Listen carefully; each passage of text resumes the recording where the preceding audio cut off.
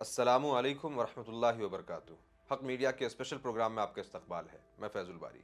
नाजरीन, बहर अहमर यानी रेड सी अब ऑफिशियली वॉर में है।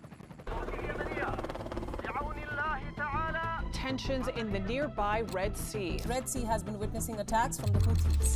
These pictures released by Israeli Defense Forces show what they say is a hostile aerial target heading towards Israel. This follows multiple attacks on shipping by Yemen-based Houthi rebels.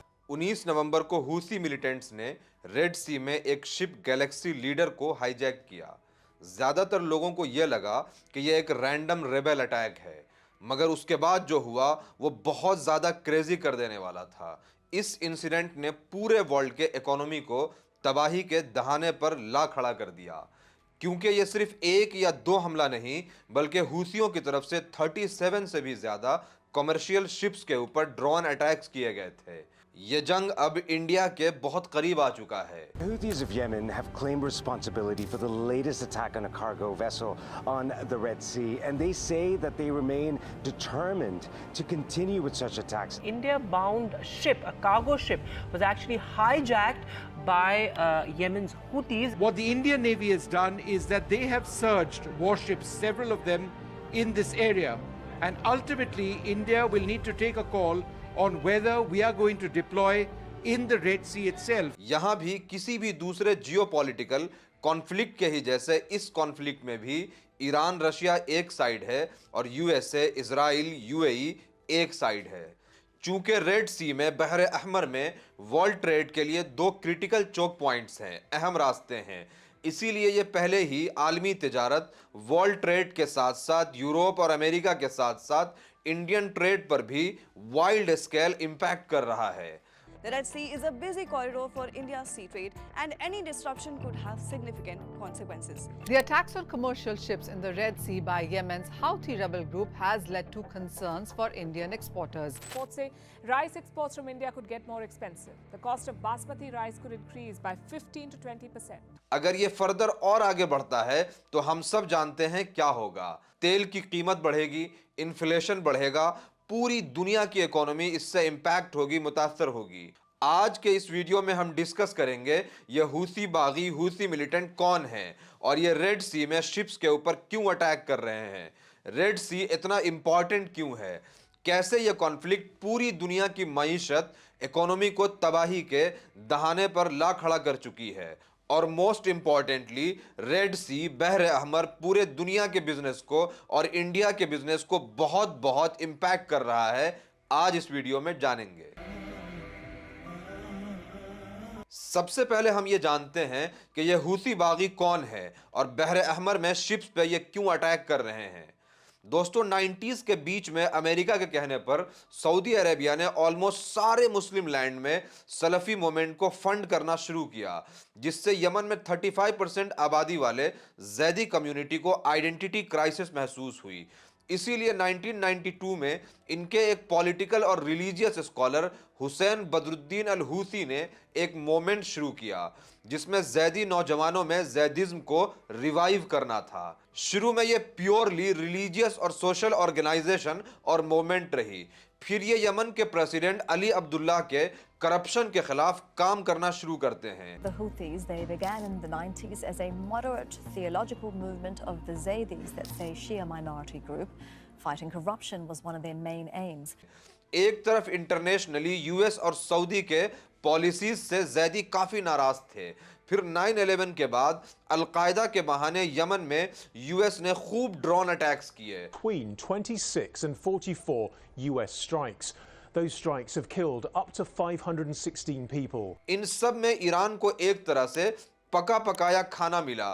उन्होंने जैदीज को Saudi के against देखते हुए support करना, fund करना शुरू किया। To save Yemen from a takeover by a radical militant group, the Kingdom of Saudi Arabia and its GCC allies, as well as its allies outside the GCC, have made a decision to respond to the legitimate request by the legitimate president of Yemen and to provide the assistance needed. पिछले 10-12 साल से Houthi Zaidi लगातार UAE, Saudi Arabia, USA के यमनी government के कोalition के खिलाफ लड़ रहे थे, जहां अब वो यमनी गवर्नमेंट से ज्यादा यमन के लैंड को गवर्न कर रहे हैं, उस पे हुकूमत कर रहे हैं। यहां गौर करें, चूंकि रशिया ईरान का अलाई है, इसीलिए हूथी रशियन शिप्स के ऊपर अटैक नहीं कर रहे हैं। आज के कॉन्टेक्स्ट में हूथी पूरी तरह से इजराइल, यूएसए और उनके वेस्टर्न अलाइज के अगेंस्ट हैं। अगर आप ये गौर करें कि ये हूथी कौन कौन से शिप्स को टारगेट कर रहे हैं, तो आप देखेंगे कि वो जो शिप्स जो इजराइल जा रहे थे या जिनके ऑनर इजरायली थे, सिर्फ उन्हीं के ऊपर हूथी बागी अटैक्स कर रहे थे। इसीलिए नवंबर तक इन अटैक्स का नुकसान सिर्फ इजराइल तक लिमिटेड था। मगर अब कई रिपोर्ट्स ये क्लेम कर रही हैं कि हूथी इजराइल को जंग रुकवाने के लिए, दूसरे कंट्रीज को प्रेशर बनाने के लिए सारे कंट्रीज के शिप्स के ऊपर अटैक कर रहे हैं। अगर आपको इसका मोरल रीजन समझना है तो यूनाइटेड नेशन में सीज फायर के लिए वोटिंग और उसके पैटर्न को देख सकते हैं। अब यहां यह समझिए कि क्यों ये रैंडम रेबल अटैक्स पूरी दुनिया के इकोनॉमी के लिए बहुत खतरनाक है और क्रिटिकल है। अगर आप यमन और उसके वर्ल्ड मैप को देखें तो यमन के इस पार्ट को हूथी रिबेल कंट्रोल करते हैं, जिसमें यमन का कैपिटल सना भी है। आप गौर करें, हूथी स्ट्रेटेजिकली ऐसी जगह पर लोकेटेड हैं, सिचुएटेड है, जहां से वो आसानी से बाब अल मंदेब पर रेड सी में, बहरे अहमर में किसी की भी एंट्री को ब्लॉक कर सकते हैं। इसका सीधा सा मतलब यह है कि अगर हूथी इस रूट को ब्लॉक कर देते हैं तो वो वर्ल्ड ट्रेड और वर्ल्ड इकोनॉमी के लिए तबाही की वजह बनेगी। मगर क्यों? क्योंकि रेड सी दुनिया का अहम तरीन ट्रेड रीजन है। रेड सी 2000 किलोमीटर लंबे सी हाईवे में फैला हुआ है, जो मेडिटेरेनियन सी और इंडियन ओशन के थ्रू यूरोप और एशिया को जोड़ता है। और अगर आप इस रूट से सुइस कैनाल से पास होते हैं तो ये एशिया और यूरोप के लिए शॉर्टकट बन जाता है। मगर अगर ये रूट और ये रीजन ब्लॉक हो जाए तो फिर सारे शिप्स को all the way down to the Cape of Good Hope होते हुए अफ्रीका से यूरोप जाना पड़ेगा। ये रूट 8900 किलोमीटर और 2 एक्स्ट्रा वीक का ट्रेवल एक शिप में इजाफा करता है।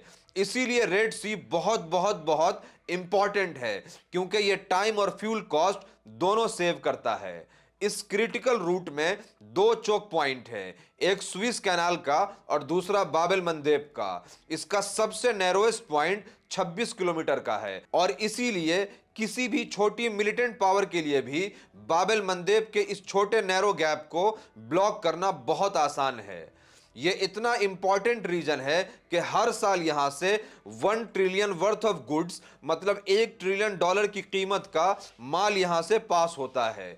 दुनिया में एक जगह से दूसरी जगह एक्सपोर्ट इंपोर्ट करने वाले कंटेनर्स का 30% इसी रूट से गुजरता है। और लास्टली, दुनिया के टोटल ऑयल का 7 से 10% और दुनिया के टोटल लिक्विफाइड नेचुरल गैस का 8% इसी रूट से शिपिंग होता है। अगर आपको याद हो, लास्ट टाइम जब Swiss canal trade route block हुआ था तो हर दिन उस ब्लॉकेट की वजह से $9 बिलियन का नुकसान हो रहा था, जो हर घंटा $400 मिलियन का नुकसान था। मतलब सिर्फ 6 दिन में वर्ल्ड ट्रेड को $54 बिलियन का नुकसान हुआ था।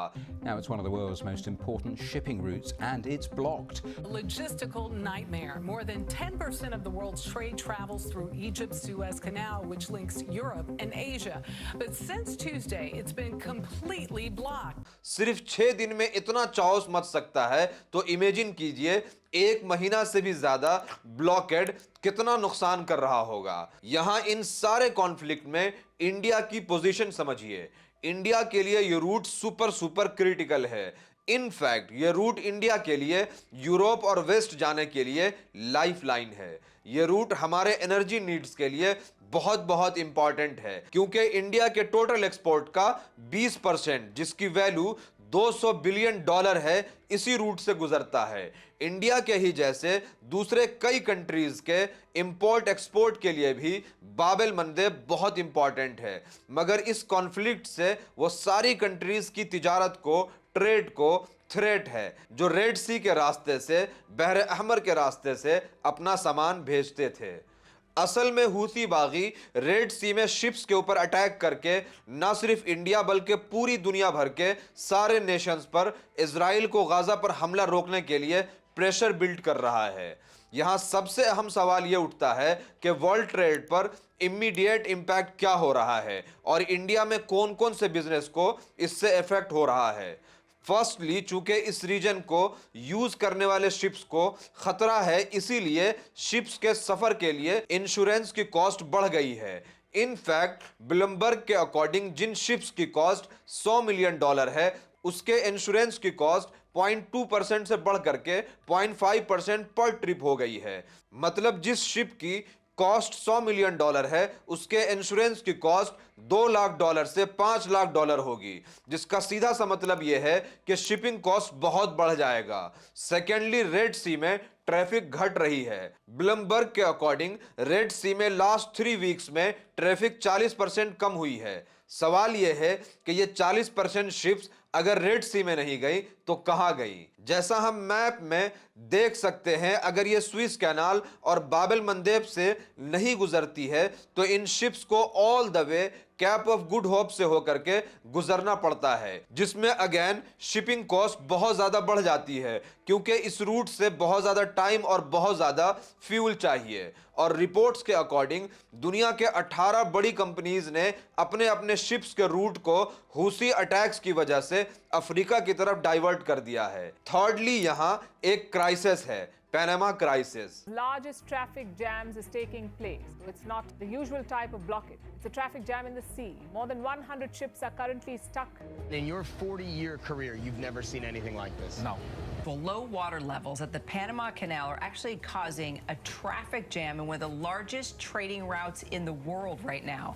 The goods can't get through the Panama Canal. जो लोग नहीं जानते हैं उनके लिए नॉर्थ और साउथ अमेरिका के बीच यह एक तंग रूट है, जहां से दुनिया के मैरीटाइम कॉमर्स का 6% यहीं से गुजरता है। यहां से डेली 38 से 40 शिप क्रॉस होता है, मगर दिसंबर तक इनमें से 50 शिप्स ने इस रास्ते को यूज करना बंद कर दिया है, क्योंकि बड़े शिप्स को समंदर में तैरने के लिए एक खास गहराई की, स्पेसिफिक डेप्थ की जरूरत होती है, और अगर पानी की गहराई एक खास लेवल से नीचे चली जाए तो बड़े शिप्स वहां से तैर नहीं पाते हैं। और इस रीजन में कम बारिश की वजह से समंदर की गहराई 25 से 27 मीटर तक नीचे चली जाती है, और इन बड़े शिप्स को चलाने के लिए कम से कम 26 मीटर डेप्थ की जरूरत होती है। यही वजह है कि बड़े कंटेनर वाले जहाजों को, शिप्स को अल्टरनेट रूट यूज करना पड़ता है, जो कि मलाक्का स्ट्रेट, बाब एल मंदेब, फिर स्विस कैनाल का ही रूट था,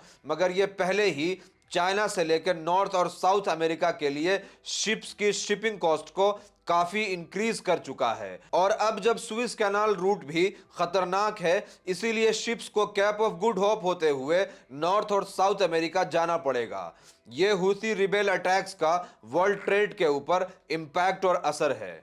इंटरनेशनल के बाद अब डोमेस्टिक सर्किट में इन अटैक्स का इंडियन बिजनेस पर इंपैक्ट समझते हैं। Houthi attacks on ships in the region have upended world trade. These disruptions could have hit India's rice trade. A number of the world's biggest oil and cargo shippers have rerouted hundreds of ships to avoid the violence. Firstly, क्योंकि Europe और USA का shipping root लंबा हो गया है, तो Indian goods का, माल का कॉस्ट मार्केट में 20 से 40% ऑलरेडी बढ़ गया है। चूंकि यूरोपियन यूनियन इंडिया का सेकंड लार्जेस्ट एक्सपोर्ट डेस्टिनेशन है, तो अगर इंडियन प्रोडक्ट्स के बढ़ते कॉस्ट की वजह से यूरोप के मार्केट में इंडियन प्रोडक्ट्स की डिमांड स्लो होती है, कम होती है, तो इंडिया के लेबर इंटेंसिव सेक्टर्स जैसे टेक्सटाइल और ज्वेलरी एक्सपोर्ट को बहुत नुकसान होगा। हम कानपुर के एग्जाम्पल से इसको समझते हैं। कानपुर हर महीने यूरोप में 300 करोड़ का लेदर, प्लास्टिक, स्पाइसेस एक्सपोर्ट करता था। सिर्फ लास्ट ईयर कानपुर ने 5500 करोड़ का माल यूरोप में एक्सपोर्ट किया था, मगर इस वॉर की वजह से अब तक 100 करोड़ का माल फंसा हुआ है। थर्डली, इंडिया ने 38,524 करोड़ की कीमत का बासमती राइस 2023 में एक्सपोर्ट किया था, मगर all India rice exporter association के फॉर्मर प्रेसिडेंट कहते हैं कि इंडियन बासमती राइस की फ्राइट कॉस्ट जंप होकर के $600 पर 20 टन से $2000 तक पहुंच गया है। यह दुनिया पर, इंडिया पर एक छोटे से ग्रुप हूथी के रेड सी में, बहरे अहमर में अटैक का कॉन्सिक्वेंसेस है, इंपैक्ट है। अब इजराइल और उसके अलाइड फोर्सेस का अगला स्टेप होना था हूथी पर जवाबी हमला, जिसके लिए सुपर पावर अमेरिका ने 14-15 कंट्रीज का एक कोalition बनाया। Operation prosperity guardian. इन सब ने और अमेरिका ने खूब वार्निंग पे वार्निंग जारी किया कि रेड सी में हूथी शिप्स के ऊपर हमला ना करें, अटैक ना करें, मगर हूथी रुके नहीं। जो लोग ये समझते हैं कि अमेरिका का ये कोalition हूथी के लिए बहुत बहुत खतरनाक है, उन्हें तबाह बर्बाद कर देगा, वो लोग शायद यमन की और हूथियों की हिस्ट्री को नहीं जानते हैं। ये लोग लास्ट 11 साल से यूएई, सऊदी अरेबिया और अमेरिका के खतरनाक एयर स्ट्राइक्स झेल रहे थे, मगर इन तमाम के बाद भी ये पहले से कहीं ज्यादा स्ट्रांग है। Yemen has been under attack and blockade for almost 9 years, and many countries in this alliance they were fully supporting the Saudi backed forces, and at the end what happened, Yemeni army has become stronger. They had actually defeated Saudi Arabia to reach its goal. यहाँ आप रुक करके गौर करें और सोचें कि दुनिया की एक छोटी सी मिलिटेंट ग्रुप जो लास्ट 15 साल से तमाम सैंक्शंस झेल रही थी, उसने बस जरा सी अपनी ज्योग्राफिकल लोकेशन को स्ट्रेटेजिकली यूज किया तो पूरी दुनिया आज तड़प रही है। इजराइल का सबसे इंपॉर्टेंट पोर्ट एलियट पोर्ट का 85% एक्टिविटी बंद हो गया है, कम हो गया है। तो सोचें, बड़ी बड़ी पावरफुल मुस्लिम कंट्रीज अगर वेस्ट और अमेरिका की गुलामी छोड़ दे तो क्या कुछ कर सकते हैं। मगर चलते हैं दबे पांव, कोई जाग न जाए, चलते हैं दबे पांव, कोई जाग न जाए, गुलामी के असीरों की यही खास अदा है। उम्मीद करता हूँ ये वीडियो आपको इन्फॉर्मेटिव लगी होगी। इसको ज़्यादा से ज़्यादा शेयर करें, कमेंट में ज़रूर बताएं कि वीडियो आपको कैसा लगा। Thank you.